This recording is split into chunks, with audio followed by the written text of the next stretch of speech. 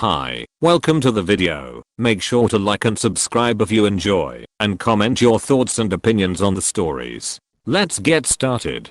Am I the antagonist for refusing to take my disabled stepsister to a party? First things off. Throw away because my friends use Reddit. 2. I know the title sounds bad. Background info. So I, 16 male, have a stepsister, 15F. Host disabled to the point where she can't really live in her own. She'll always need someone to take care of her. She really likes me and is constantly following me around, clinging to me, and just overall feels really codependent, as there's been multiple times where I just wanted time to myself or wanted to go out with friends and my parents refused because she started getting angry crying. My room has basically almost become a shared room at this point. My parents putting a spare bed in my room, which has become a bit more cramped. I like hanging out with her, I do. But it just feels tiring at times, as I just wanna have me time to myself or just hang out without her following. Like seriously, I've basically became a designated type of babysitter. My dad and stepmom have basically said that she's my sister now and that she just really likes me. Kinda just stuff about how she'll never be able to live on her own, be nicer, etc. On to recently, so one of my friends decided to host a small party for close friends, and I was invited. I was given permission to go, and things seemed fine when I realized my stepsister was dressed like she was going out to some occasion and was near the front door with my stepmom. I was confused at first, but then it kinda just all clicked.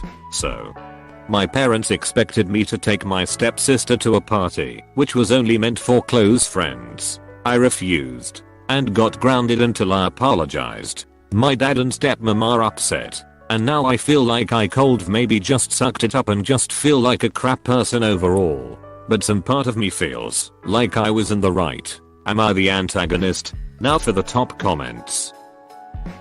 NTA, you were in the right. Your stepsister was not invited. Good for you for asserting your and you friend with the party's boundaries. You and your sister are not a unit, and your parents should not treat you so. It's healthy to have your own friends and own activities. And your own room as a 16 meters. For that matter, they are grooming you to be her lifelong caregiver. You can say no. Edit to at, I read this before on this thread, and it applies here. No one should ever be forced to be someone else's comfort animal. This. Listen up. If you do not nip this in the bud, your parents will try to make you bring your sister with you when you move out and or dump her on you when they are old. NTA, you deserve time to do your own things. Your parents suck. I don't know about suck, but their whole mindset about this really does get tiring at times. Am I the antagonist for making my husband's accident about myself? My husband, 29 male, me, 26F. I'll keep this short. My husband got into an accident a few weeks ago while on his way home from work and was rushed to the hospital. My mother-in-law called me and told me he was almost dying, and I freaked out. When I got there, the doctors told me he kept asking for his ex and that they had to sedate him because he wouldn't stop freaking out because she wasn't there. I thought it was okay since the car crash was so bad, but the doctors told me it wasn't. He fractured his legs and there was a minor fracture in his arm. And he wasn't on any drugs either. He was saved from serious injuries, especially brain. I'll let it go at that moment because his health came first. But now that he's home and recovering, I can't help but be bothered by it. I brought it up last night, 3 weeks after the accident, and he went off at me saying I don't know what it feels like to be in that position, and that I made his misery about myself. He said I don't understand the dynamic between them and what they had, so I should stop bringing it up, and that this wasn't about me, and that he was allowed to ask for her since he was hurt, and she would calm him down. Then texted his mother, who berated me over it. She says my main priority should be caring for him till he's back on his feet. A part of me wants to be petty and leave and tell him to call his ex and ask her to take care of him instead. What should I make of this situation? I've been taking care of him and catering to all his needs, and I haven't even gotten a single thank you. Am I the asshole for bringing it up? Now for the top comments. NTA, you really need to get to the bottom of that. He should have said I'm so sorry. I was out of my mind. I have no idea what I said. but instead he gets mad at you, then enlists his mother to berate you? Seems like an extreme defensive reaction on his part.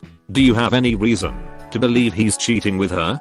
This is the best answer. I could forgive a spouse saying something weird under stress and pain, but I would expect him to apologize if we discussed it later.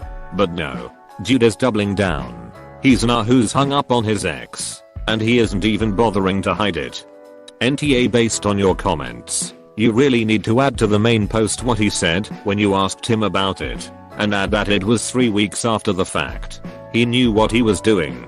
If he wants his ex so bad, he should get back with her. I would have a hard time moving forward with him after this. For anyone who didn't see her comment, when she asked him about it 3 weeks later, he said I don't understand the dynamic between them and what they had, so I should stop bringing it up, and that this wasn't about me, and that he was allowed to ask for her since he was hurt and she would calm him down. He clearly knew what he was doing. It wasn't drugs. It wasn't hysteria.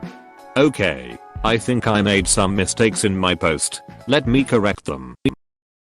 Am I the antagonist for not telling family that I'm pregnant? I, 23F, found out that I'm pregnant 3 weeks ago. I'm 4 months pregnant, going on 5. I show no signs of pregnancy or anything that screams you're pregnant. My husband's cousin Molly just passed away from her battle with lung cancer. We decided not to tell anyone about my pregnancy and just hide it with baggy clothing. I brought a flowy dress that would hide the bump and a bag, so focus can be on his aunt who just lost her only child. Recently my sister-in-law came over to use our power since her dorm building lost power. She was using our computer and I forgot to log out of my email. She snooped and found out that I'm pregnant. She said that it's a good pickup for the family to receive news of a baby after Molly's passing. I told her that Molly's mom needs the support and I would tell everyone when everything is better. She said baby was at perfect timing. We went back and forth. Then 30 minutes later, my mother-in-law called and yelled at me for not telling the family and how I was selfish for not finding out sooner. She also said that baby was God's gift, even though she knows I'm pagan. Am I the asshole? Now for the top comments. NTA, that's the last time you invite your sister-in-law over. Not only did she spy on your emails, she also decided that it was up to her to inform your mother-in-law despite your objections. How are you posting this thinking you could be the R? You were stabbed in the back. If my mother-in-law called and yelled at me for anything, the next sound she would hear would be my spouse telling her that she couldn't talk to me that way ever, and that if she did it again, she would be cut off from the family and her grandchild. Where is your husband in all this? So many boundaries broken here. You are definitely not the a-hole. Clearest NTA I have ever seen on this site. Fuck your sister-in-law for snooping, for guilting you about how and when to reveal your pregnancy, and for telling your mother-in-law. Fuck your mother-in-law for the second one. Congrats on your growing family, and I'm sorry for your cousin's passing. Thank you. Molly was a fighter. She fought long and hard with cancer. Hopefully she can rest in peace now. NTA, you were trying to be respectful. It's not as if you were never gonna disclose the good news. Am I the antagonist for not doing anything for my husband? So and I just had a baby. We are both back at work, and when it comes to our schedule with baby, I wake up, take care of him until work, go to work, pick up baby, and take care of him all night. The normal motherly duties. My gets off work early in the morning, gets uninterrupted sleep until I leave for work, so about 7 hours. Same as me, but mine is interrupted for feedings. Then he wakes up to watch baby for a couple hours until he drops him off with the babysitter. I have been begging my for help because I cook, clean, do laundry, do night feedings with the baby. We bottle feed, take baby to appointments, pay bills, grocery shop, and we both work. Well, I started asking him to feed baby once when he gets home from work, so I can get a few consecutive hours of sleep, but he always has an excuse why he can't. So I decided that for the next week, I'm going to only do mine and baby's laundry, only pick up baby and myself, and only do mine and baby's dishes to help my understand a little better why I'm asking for help. Am I the antagonist for asking for help? and deciding to give him a taste of what all I do. I have talked to him about on several occasions, calmly, and it changes for a few days and then goes back to the same problem. Now for the top comments.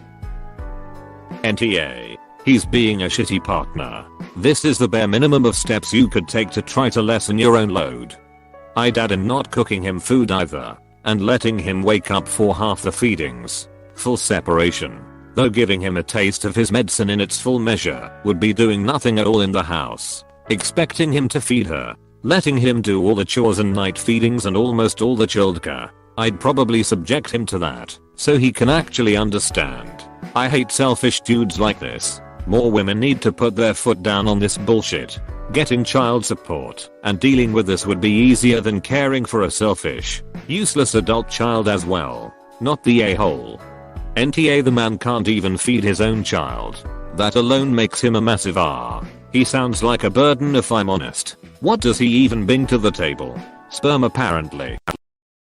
Am I the antagonist for not letting my neighbors borrow my car for a long trip? I, F29, moved to a new neighborhood almost 2 years ago. I live alone. No partner or kids, but my mom, F80, does live with me part of the year, 8 months of the year. I really like this neighborhood and haven't any issues until now. It's a very tight-knit community. Neighborhood BBQs at least once a month. The kids all play together after school, etc. My next door neighbors to one side have a severely disabled child. She is 6. Almost 7, and completely non-verbal and wheelchair bound. They have nurses who help care for her, but I know her parents are struggling. Understandably so. Her mom had to quit her job and is a full-time carer for her and their other older child. I've gotten relatively close to them, the parents, and they are lovely neighbors. Their older child is respectful and honestly one of the sweetest children in the neighborhood.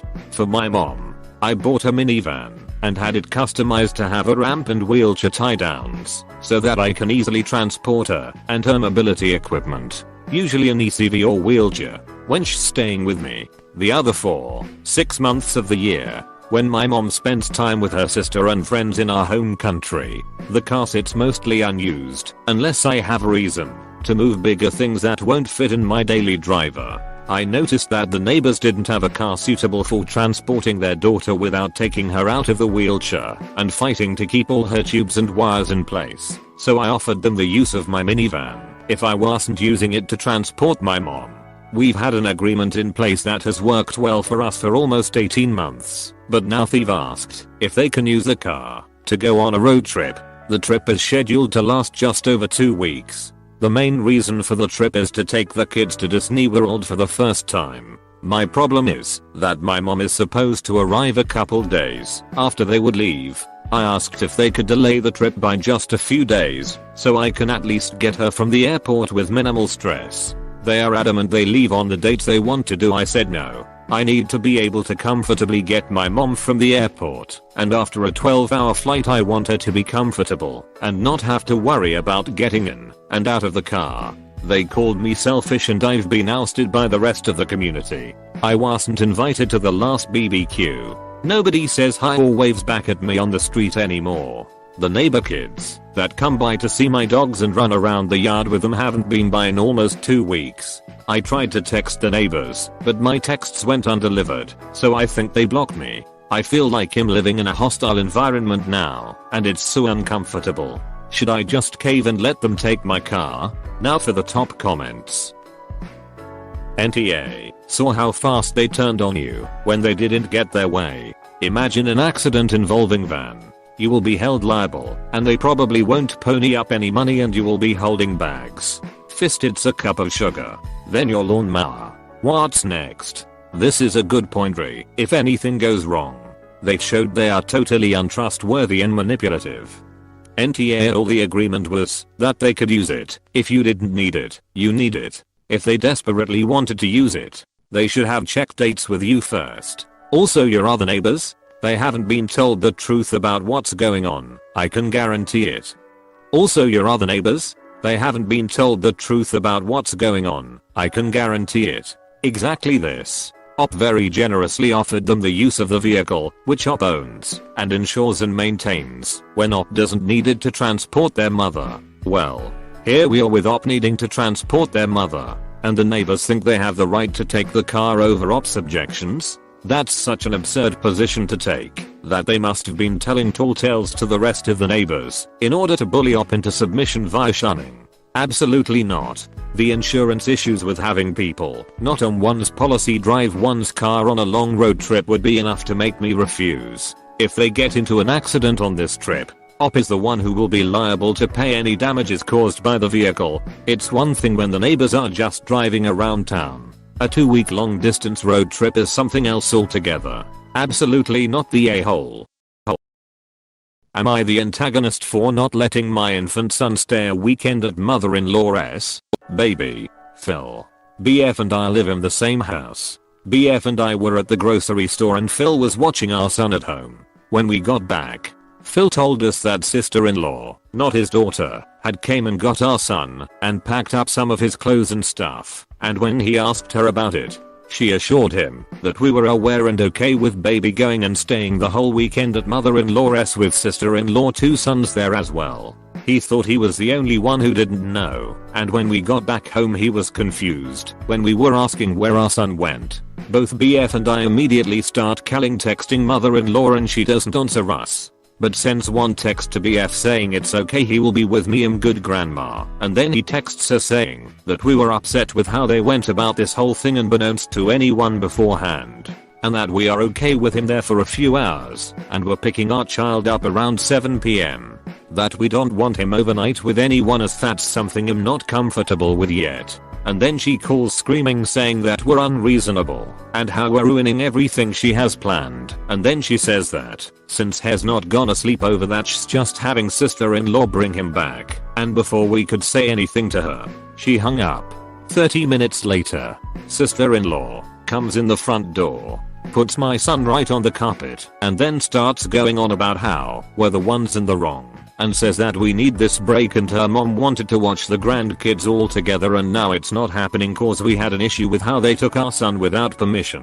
Haven't spoken to either since. It has been 3 weeks. Edited added below. I feel this adds to how much of a obsessed psycho mother-in-law is. Okay, so when my son was in NICU for 4 days, and she brought us some food from a restaurant to the hospital, while the nurses were on shift break, so no parents were visiting for that hour. We were eating in the car, and she was going on and on about how, if something were to happen to us, not one of us, both, yes even her son, she said she would quit her job, drop everything and even leave her boyfriend to raise my son, and I was dumbfounded at that, so I literally zoned out. I couldn't believe what she just said, and then when I started hearing her again it's like she was begging me like please to put it in my last wish as well, to put her as sole custodian of my own child if I were to die. I think it's so odd that she didn't even think of her own son who is the father. Now for the top comments. NTA, if someone took my baby without my consent like that they'd be organizing their bail for their kidnapping charges and a summons for a restraining order. That's unhinged so bad. I would not even call them, I would have the police meet me at their house.